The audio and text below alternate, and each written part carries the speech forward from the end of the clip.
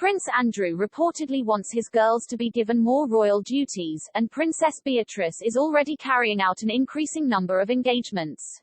The latest, I can disclose, was a visit to the Dragon School in Oxford, alma mater of her property developer husband Edoardo Mapelli Mozzi, to mark the platinum jubilee of her grandmother, the Queen.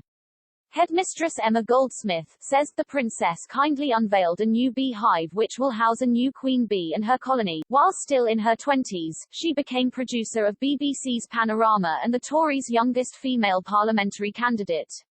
Later, she bred horses, wrote books, directed films, chaired the world's most famous literary festival and, in her 80s, joined forces with Steven Spielberg to create the big-screen version of War Horse.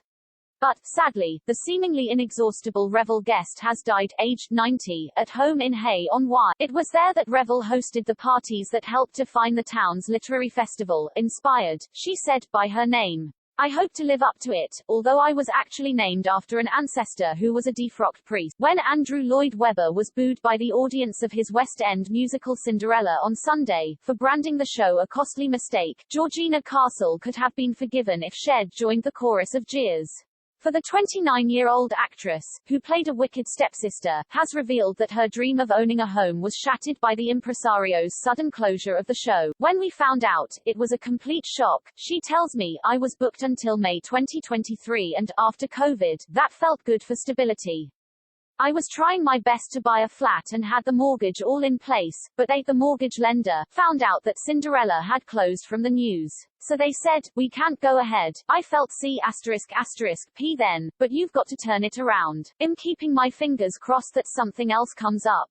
The daughter of BBC Wimbledon commentator Andrew Castle was so determined to fulfill her obligations that, as I reported last week, she appeared in the show's final performances despite dislodging 2 ribs the previous week. Cinderella finished on Sunday night, less than a year after it opened, having suffered a number of COVID-related setbacks. Lord Lloyd Webber came under fire last month after the cast and crew were gathered for a meeting and told the show would be cancelled after racking up unsustainable losses, but some cast members claimed they only found out through social media. On stage at Sunday night's show, director Lawrence Connor read out a letter from the composer, but mention of his name provoked boos. Later, Lloyd Webber said, I am devastated to have been reported to have said that my beloved production of Cinderella was a costly mistake. Nothing could be further from the truth and I am very sorry if my words have been misunderstood. I am incredibly proud of Cinderella and everyone who has been involved.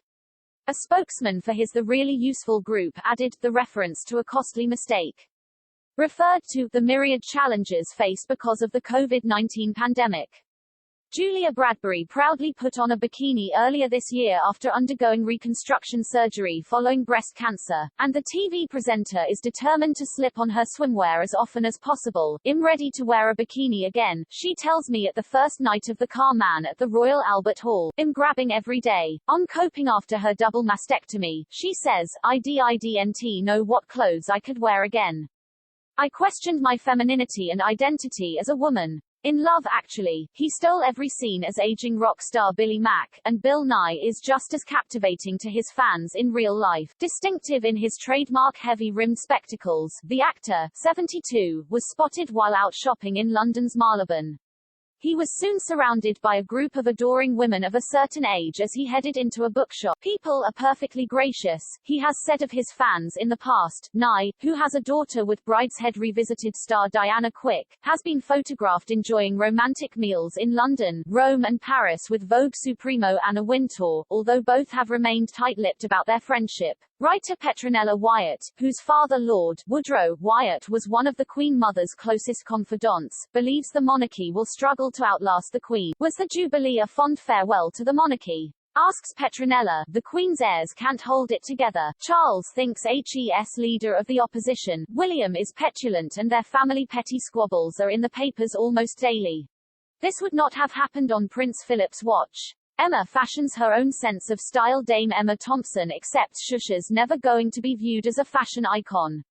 At my first Oscars, a fashion reporter said, as I passed along the red carpet, God love her, she always looks so dowdy in anything, and I'd made an effort. I wore that as a badge of honor. The double Oscar winner, who is married to former Strictly star Greg Wise, says Shusha's come to terms with her painful divorce from her first husband, Sir Kenneth Branagh. I don't feel anger or depression about it now. Yes, it was painful, but it happens a lot.